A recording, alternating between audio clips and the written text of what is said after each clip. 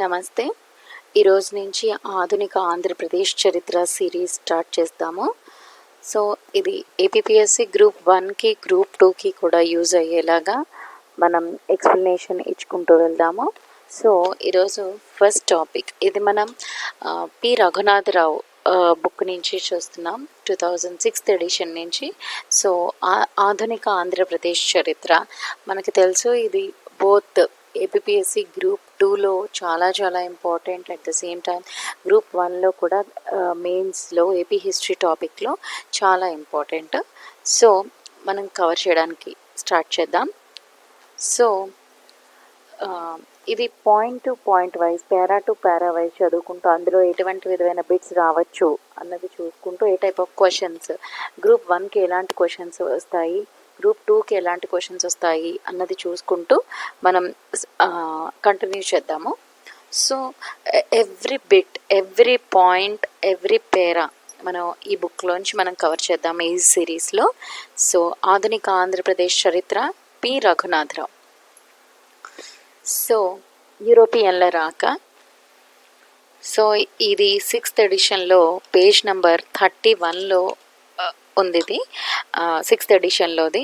So yes, యూరోపియన్ల రాక అతి ప్రాచీన కాలం నుండి 19వ శతాబ్ది ప్రారంభం వరకు వస్త్ర పరిశ్రమకే కాక ఇతర పారిశ్రామిక ఉత్పత్తులకు కూడా భారతదేశం ప్రసిద్ధి చెందింది.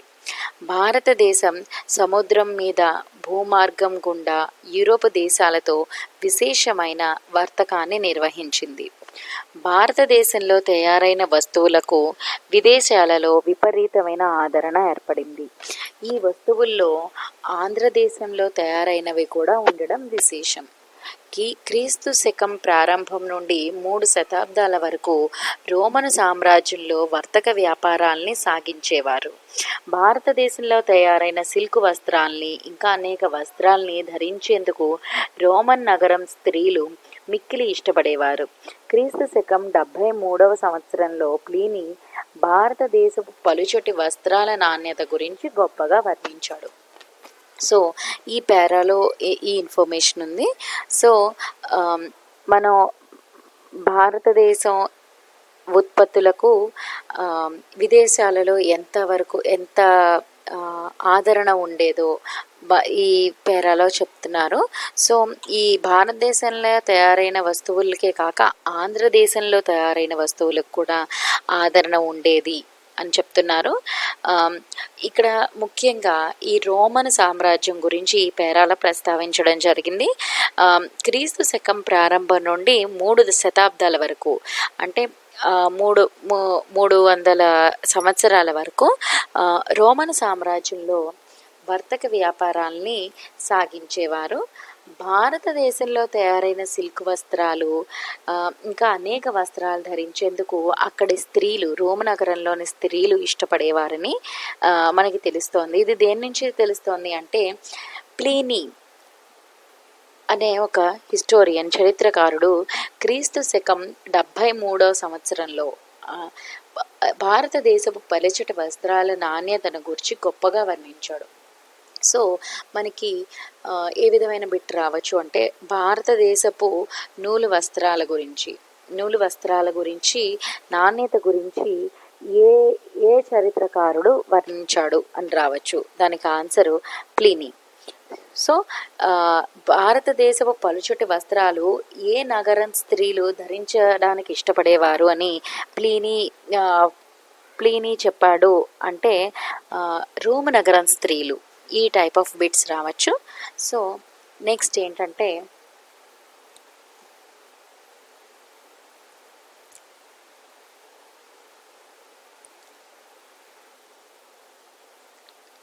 సో రోమ్ నగరం గురించి, ప్లీనీ గురించి, ఇక్కడ నూలు వస్త్రాల గురించి, ఇక్కడ ఈ 3 ఇంపార్టెంట్. ఇక్కడ క్రీస్తు శకం 7వ శతాబ్దిలో ఈజిప్టు, సిరియా దేశాలు అరబ్బుల ఆధీనంలోకి రావడంతో ఈ దేశాల ద్వారా పోయే వ్యాపార మార్గాలు మూసివేయబడ్డాయి. సో క్రీస్తు శకం 7వ శతాబ్దిలో సో రోమ్ నగరానికి వెళ్ళాలంటే ఇవన్నీ దాటవలసి వచ్చేది. సో ఈజిప్టు, సిరియా దేశాలు అరబ్ ఆధీనంలోకి రావడంతో ఈ దేశాల ద్వారా పోయే వ్యాపార మార్గాలు మూసివేయబడ్డాయి. సో ఈజిప్టు, సిరియా దేశాలు అరబ్బుల ఆధీనంలోకి వచ్చాయి. ఈజిప్టు, సిరియా దేశాల అరబ్బుల ఆధీనంలోకి రావడంతో సో ఈ వ్యాపార మార్గాలన్నీ ఈ రూట్లు ఈ ఈ రూట్లన్నీ మూసివేయబడ్డాయి. దీంతో వ్యాపారం అంతా అరబ్బుల స్వాధీనమైంది. సో వ్యాపారం అంతా అరబ్బులు వాళ్ళే ఈ సరఫరాలన్నీ చేయడానికి ఆ రూట్లన్నీ వాళ్ళు కంట్రోల్ చేసేవారు అన్నమాట. వీరు తమ దేశం ద్వారా భారతీయ ఉత్పత్తులను విదేశాలకు చేరవేసి విశేష లాభాలను ఆర్జించేవారు. వీరు భారతదేశం వేరొక దేశానికి ఈ వస్తువుల్ని వీటిని ఎక్స్పోర్ట్ చేసే ఈ మార్గాలు మూసివేయబడ్డంతో అవి వేరే దేశాలకు చేయలేకపోయింది. కానీ అరబ్బులు ఈ భారతదేశం నుంచి వేరే దేశాలకు ఇవి ఎక్స్పోర్ట్ చేస్తూ విశేషమైన లాభాలని ఆర్జించారు. దీనికి తోడు క్రీస్తు శకం 1453లో కాన్స్టాంటినోపుల్ తురుష్కుల స్వాధీనం కావడంతో భారతదేశానికి గల భూ వ్యాపార మార్గం కూడా మూతపడింది. ఇప్పటి వరకు సముద్రం గుండానే వ్యాపారం మూతపడింది. కానీ క్రీస్తు శకం 1453లో కాన్స్టాంటినోపుల్ కూడా టర్కీ వాళ్ళు స్వాధీనం చేసుకోవడంతో భూమార్గం కూడా అంటే యూరప్కి వెళ్ళే భూమార్గం కూడా మూసివేయబడింది. సో సముద్రం గుండా వెళ్ళడానికి ఈ సిరియా, ఈజిప్టు అరబ్బుల ఆధీనంలోకి వెళ్ళేటప్పటికి అదొక మార్గం మూసివేయబడింది. మరియు ఈ కాన్స్టాంటినోపుల్ని 1453వ సంవత్సరంలో తురుష్కులు స్వాధీనం తీసుకోవడంతో భూ వ్యాపార మార్గం కూడా మూసివేయబడింది.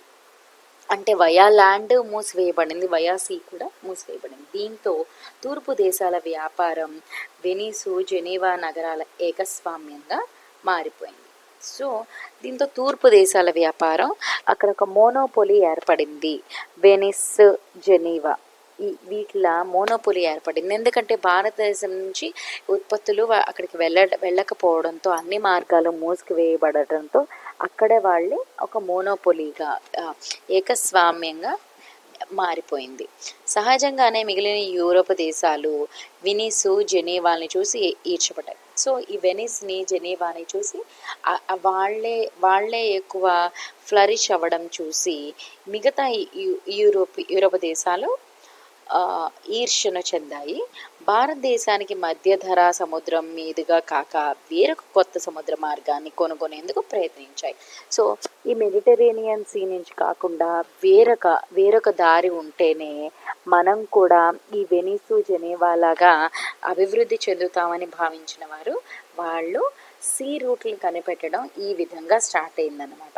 సో 1453వ సంవత్సరంలో కాన్స్టాంటినోపుల్ని టర్కీ వాళ్ళు స్వాధీనం చేసుకోవడంతో భూమార్గం ద్వారా వ్యాపారం చేసుకోవడం కోల్పోయిన భారతదేశం అంతకు ముందే సముద్రం గుండా వ్యాపారం చేసుకోవడానికి కోల్పోయిన అరబ్బుల రాకతో సముద్రం గుండా కూడా వ్యాపారం చేసుకోవడానికి కోల్పోయిన భారతదేశం సో కోల్పోయింది భారతదేశం. కానీ అక్కడ ఈ భారతదేశం నుంచి రాకపోవడంతో అక్కడ వెనిస్సు, జెనీవా నగరాల మోనోపోలీ ఏర్పడింది. మిగతా యూరోపియన్ల ఈర్ష్య వల్ల యూరోప్ నుంచి భారతదేశానికి సముద్ర మార్గాన్ని కనిపెట్టే ఒక ప్రతిపాదన మొదలైంది. సో అది మెడిటరేనియన్ సీ, మధ్యధరా సముద్రం మీద నుంచి కాకుండా వేరే విధంగా ఏమైనా ఉంటుందా అని వాళ్ళు ఆలోచించడం మొదలుపెట్టారు.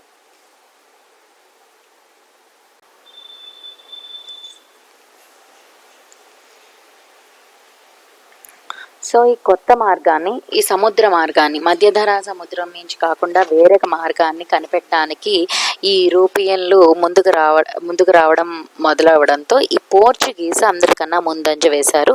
పోర్చుగల్ రాజైన హెన్రీ గొప్ప నావికుడిగా ప్రసిద్ధి చెందాడు. ఆయన భారతదేశానికి సముద్ర మార్గాన్ని కనుగొనేందుకు పోర్చుగీస్ నావికుల్ని ప్రోత్సహించాడు. హెన్రీ ప్రయత్నాలు క్రీస్తు శకం 1498లో సఫలీకృతమయ్యాయి. వాస్కోడిగామా అనే పోర్చుగీస్ నావికుడు 1498లో భారతదేశపు పశ్చిమ తీర ప్రాంతమైన కాలికట్కు చేరుకున్నాడు. దీంతో చిరకాలంగా ఎదురుచూసిన కొత్త సముద్ర మార్గం కనుగొనబడింది. ఎస్, అందరికన్నా పోర్చుగీస్ వారు ముందున్నారు. యూరోపియన్లలో ఈ సముద్ర మార్గాన్ని భారతదేశానికి కనిపెట్టడంలో పోర్చుగీస్ వారు ముందున్నారు. అప్పటికి పోర్చుగీస్ వారి ఏ రాజు ప్రోత్సహించాడు ఈ పోర్చుగీస్ నావికుల్ని కొత్త సముద్ర మార్గాన్ని కనిపెట్టడంలో అంటే హెన్రీ. ఇతను కూడా గొప్ప నావికుడు. ఈయన ప్రోత్సహించాడు కొత్త మార్గాన్ని కనిపెట్టడానికి. అలా ఆ చేసిన ప్రయత్నాలు 1448లో సఫలీకృతమయ్యాయి. 1498లో సఫలీకృతమయ్యాయి. ఎస్, భారతదేశానికి మెడిటరేనియన్ సీ మధ్యధరా సముద్రం మీద నుంచి కాకుండా పోర్చుగీస్ వారు వేరొక సముద్ర మార్గాన్ని 1498లో కనిపెట్టారు. ఇది పోయినసారి గ్రూప్ 1 ప్రిలిమినరీకి ఇచ్చిన బిట్ ఇది 1498 అనేది. సో దీనికి ప్రోత్సహించిన రాజు పేరు హెన్రీ. ఏ నావికుడు దీన్ని కనిపెట్టాడు అంటే వాస్కోడిగామా అను పోర్చుగీస్ నావికుడు కనిపెట్టాడు. మరియు భారతదేశానికి వీరు ఎటువైపుకి వచ్చారు అంటే పశ్చిమ తీరానికి వచ్చారు. ఎక్కడికి చేరుకున్నారు అంటే కాలికట్కి చేరుకున్నారు. సో ఈ విధంగా యూరప్ నుంచి భారతదేశానికి కొత్త సముద్రపు దారి కనుగొన్నారు. కాలికట్ రాజైన జమోరిన్ పోర్చుగీస్ వారికి హృదయపూర్వకంగా స్వాగతం పలికాడు. మరికొంత కాలానికి కాలికట్, కొచ్చిన్, కన్ననూరు ప్రాంతాల్లో పోర్చుగీస్ వారు తమ వ్యాపార కేంద్రాల్ని స్థాపించారు. భూమార్గం మీదుగా యూరోప్లో కొనసాగుతున్న ఆసియా వ్యాపారాన్నంతా ముస్లింల నుండి కైవసం చేసుకుని తాము కనుగొన్న కొత్త సముద్ర మార్గానికి మళ్లించడం, ఇండియాతోనే గాక ఇతర తూర్పు దేశాలైన ఆగ్నేయాసియా, చైనా వంటి దేశాలతో కూడా తమ వ్యాపారాన్ని విస్తృతపరచడం వంటివి పోర్చుగీస్ వారు తమ ప్రధాన లక్ష్యాలుగా పెట్టుకున్నారు. సో వాస్కోడిగామా 1498లో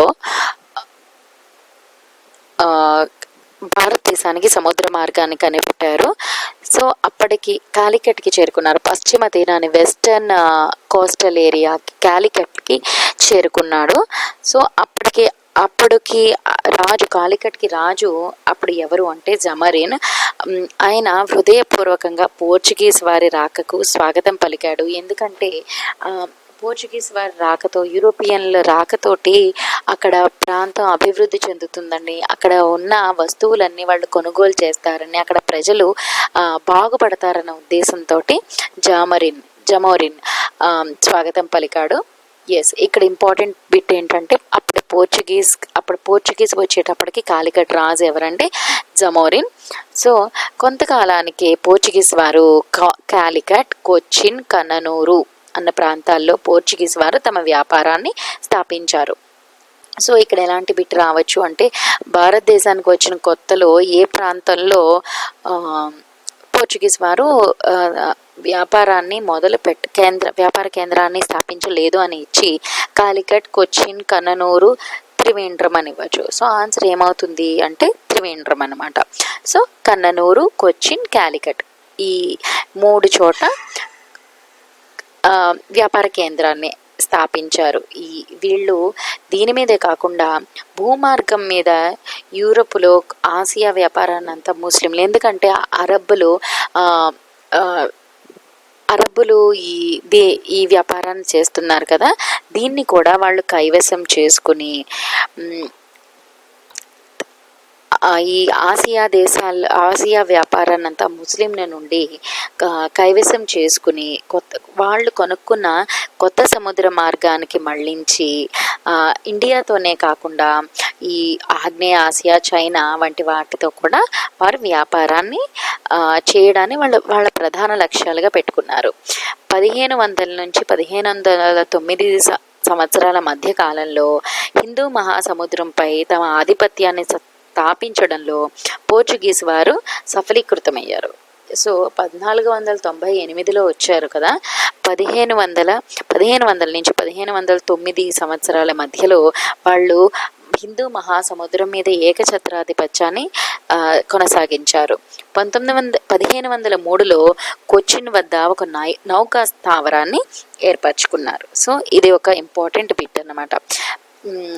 ఏ రకంగా రావచ్చు మరి ఫస్ట్ నౌకా కేంద్రం, నావల్ సెంటర్, నౌకా కేంద్ర స్థావరాన్ని ఎక్కడ ఏర్పరచుకున్నారు? కాలికట్, కొచ్చిన్, కన్ననూరు, త్రివేంద్రం అని ఇస్తే ఆన్సర్ వచ్చి కొచ్చిన్. వాళ్ళు ఫస్ట్ కాలికట్కి వచ్చినా కూడా ఫస్ట్ నౌకా స్థావరాన్ని ఏర్పరచుకున్నది 1503లో కొచ్చిన్లో ఏర్పరచుకున్నారు. ఆ తర్వాత సంవత్సరంలోనే ఇండియాలోని పోర్చుగీసు ప్రాంతాలకు రాజప్రతినిధిగా నియమింపబడ్డ ఫ్రాన్సిస్ డి అల్మిడా కొచ్చిన్ చేరుకున్నాడు. సో వీళ్ళు నౌకా స్థావరాన్ని ఏర్పరచడం, అక్కడ వ్యాపార కేంద్రాలని ఏర్పరచడం ఇవన్నీ చేస్తున్నప్పుడు సో పోర్చుగీస్ వాళ్ళు ఇండియాలో తమ ప్రతినిధి ఉండాలి అని భావించారు. సో 1504వ సంవత్సరంలో పోర్చుగీస్ వారు ఇండియాలోని తమ ప్రాంతాలకు రాజప్రతినిధిగా ఎవరిని నియమించారు అంటే ఫ్రాన్సిస్ డి అల్మైడా. ఆయన తనకున్న వనరుల్ని భారతదేశంలో వలస రాజ్యాన్ని స్థాపించడం కోసం వినియోగించకూడదనుకున్నాడు. సముద్రంపై తన ఆధిపత్యాన్ని నిరూపించుకుంటూ వ్యాపారాన్ని వృద్ధి చేసుకోవాలని భావించాడు. ఇక్కడ భారతదేశంలో ఉన్న రిసోర్సెస్ తోటి అక్కడ ఒక రాజ్యాన్ని స్థాపించడం కాదు, ఒక కాలనీని స్థాపించడం కాదు, అక్కడ వ్యాపారాన్ని అభివృద్ధి చేసుకుని తద్వారా పోర్చుగల్ని అభివృద్ధి చేయాలి అని భావించాడు.